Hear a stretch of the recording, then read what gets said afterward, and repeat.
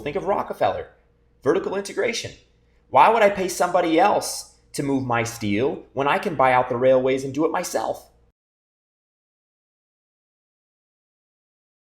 And P.S., if I wasn't super explicit, I want you to be aware that I really don't recommend that you bring accounting and law firms onto your initial couple of deals, especially the law firms, because they will charge you so fast and so hard, and they'll honestly make you go broke if you're not careful. Those law firms, as I've talked about prior, they're set up to work with huge companies with huge budgets, companies like Pepsi and Ford and Johnson and Johnson. Okay, they're not set up to work with seven-figure acquisitions entrepreneurs. So I would avoid the law firms like the plague. I would also avoid the accounting firms until at least you get a deal or two under your belt. For seven-figure deals, you really don't need those firms. Just as long as you have an in-house accountant and an in-house lawyer and an in-house industry expert, you're good to go. And you'll save yourself a ton of money.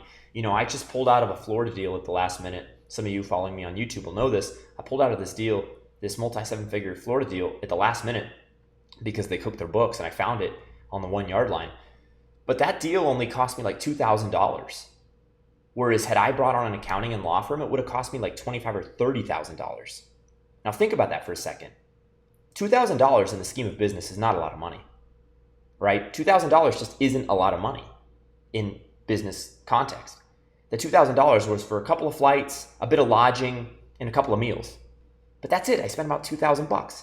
I flew out my industry expert. It cost, that was another $300. But again, it only cost me about a total of $2,000. Whereas had I brought my accountant and my lawyer into the deal and got them all, engaged, and don't get me wrong, I did have my in-house accountant and my in-house lawyer advise me, but they have equity, so they don't charge me. But had I brought on a third-party accounting firm and a third-party law firm, I'd be paying somebody $25,000 or $30,000 at some point for this transaction that went belly over. But no, I only paid $2,000, and now I'm done. I don't have any debts, right? And so could I have used a success fee basis for this deal? Yes.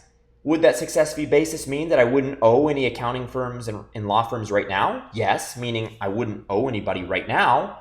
But there's this misconception about success fee basis being a winning thing. Success fee basis doesn't mean you don't pay. It just means you defer the payments so that when you buy the company, you have even more debt than you already used to buy the company.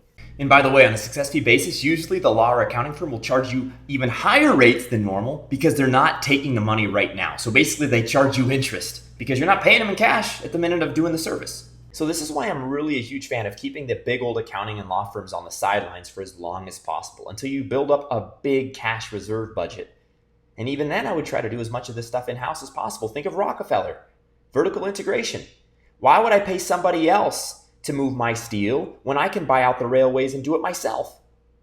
That's what I'm a believer in. Vertical integration. Doing things in-house. You make your company more valuable when you can not only provide the services that your company provides, but you can also do the accounting work in the law firm work in-house.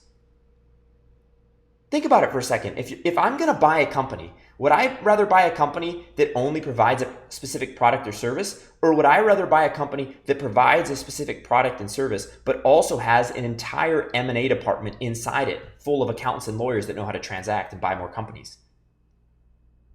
Having an M&A department in-house makes a company more valuable. So I'm a big fan of just build those skills in-house. And that means you as the CEO need to learn more about accounting and law as it relates to buying businesses. And that's why you want to get a great in-house accountant and a great in-house lawyer to teach you these things. That's my perspective. I'll leave you on that note. Hey, it's Jason Rogers. Thank you so much for watching the video. Be sure to subscribe, thumbs up the video, and for more, go to jasonpaulrogers.com.